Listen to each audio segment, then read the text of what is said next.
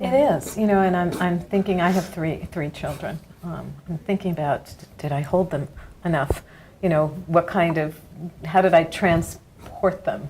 You know, obviously when they reach a certain age, you'd have them walking around and toddling, you know, around. So, you know, are there things that we're doing in the American culture that's disrupting this mother-infant, you know, bonding? Are there things that you can sort of attribute? Okay. There are quite a few, actually, and we'll deal with whatever we have time for here. But for example, this starts at birth. Okay, so we have transformed a natural event, birth of a child, to a medically controlled event. 99% of births in this country are done in hospitals. Okay, and doctors are trained to do things. And so among doing things, they intervene with this natural process, sometimes unnecessarily. I mean, some would argue most of the time unnecessarily. And interventions tend to cascade and lead to possible complications. So again, this is what doctors are trained to do. And by doing this, they're not so sensitive to how their responses are affecting the infant. Their focus is on other matters. Okay, but these things are affecting infants. Okay, even what they perceive as simple things. Infants are very, very sensitive to their environment. Okay, and another perspective here is that, you know, we tend to view American medical practice as one of the best. And in this particular area, at least, there are like 50 or 60 other countries that rank higher than the United States in terms of having lower maternal mortality rates. Right. Yes. Okay, so that certainly suggests in a strong way that there's room for improvement here. So we have, you know, these medical practices, and sometimes mothers get a little uncomfortable, and sometimes the way these practices are, mothers are persuaded in some ways to agree to these things, and there's use of fear here. If you don't do this horrible thing's going to happen to you. Well, maybe yes, maybe no. Okay, but you know, it's very common to have these cultural practices, and then what happens is, if there are complications, there's research that shows a connection between birth complications and later violent behavior. Amazing. Okay. So birth complications like what? Needing to have an emergency C-section? That could be one, yeah. Okay. It could be difficulty in breathing difficulties, or cord wrapped around the neck, or you know, there's all kinds of complications. And the research I'm referring to was done on 4,000 boys, and they found that those boys that had experienced birth complications were more likely to have aggressive behaviors and even violent behaviors at up to age 18. And these are Americans? Oh yeah, these are Americans now. And then there's other research that shows that birth complications can be connected to methods of suicide, should that happen with certain individuals. So for example, if someone committed suicide by asphyxiation, the research shows that there was likely to be a connection between breathing difficulties at birth. If there was suicide by drug overdose, then there may be a greater likelihood of having drugs having affected the birth. So that's just to tell us that the birth experience for the infant is very, very important and has long-term effects. And just one more point here about the birth is that you mentioned cesarean birth. 50 years ago, the cesarean birth rate was 4.5%. Right. Okay. Today, it's 1 out of 3. Okay. And this is no doubt traumatic for the infant and distressing for the mother. Okay. So what happens here is the infant born by cesarean is more likely to be placed in neonatal intensive care, which again is a separation from the mother.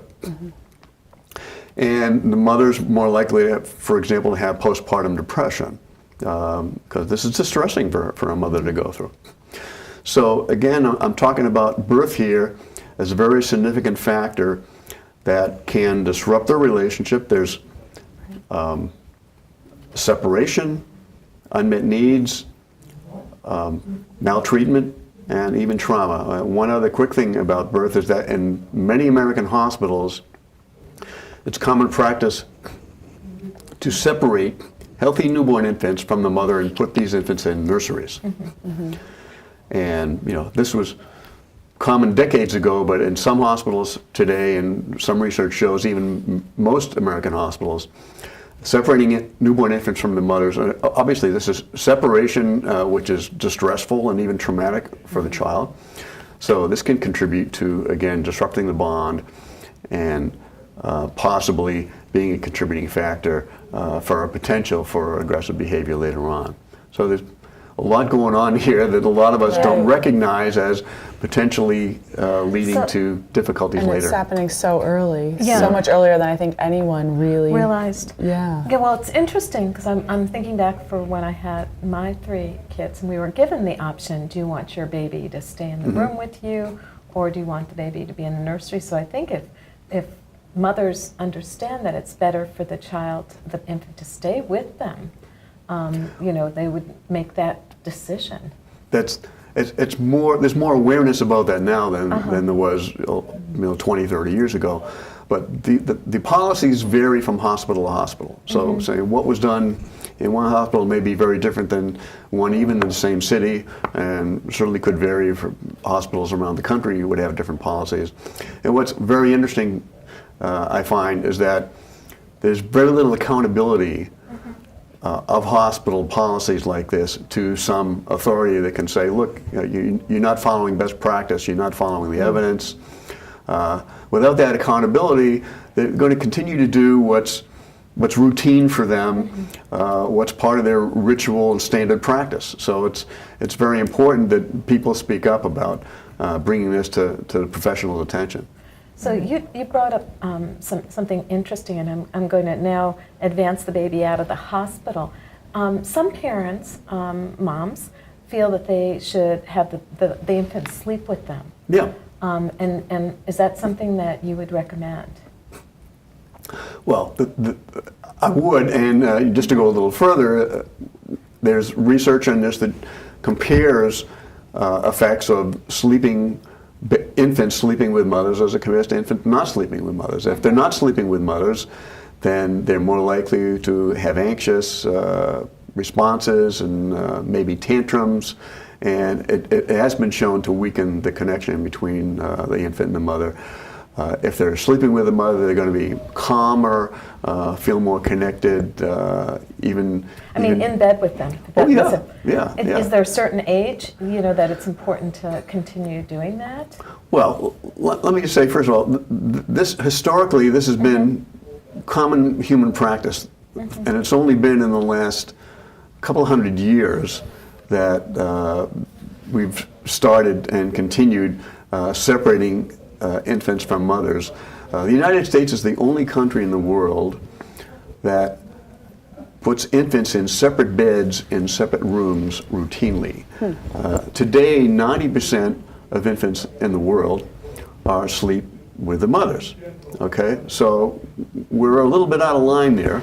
And again, it's been common practice for over 100 years. And so it's difficult to make the shift back because we tend to do what was done to us. Well, it's big business too. Yeah. Buying the layette. That's right. All of the making bumpers. the baby room. Setting up the baby room, doing all of that. So that's a hard culture.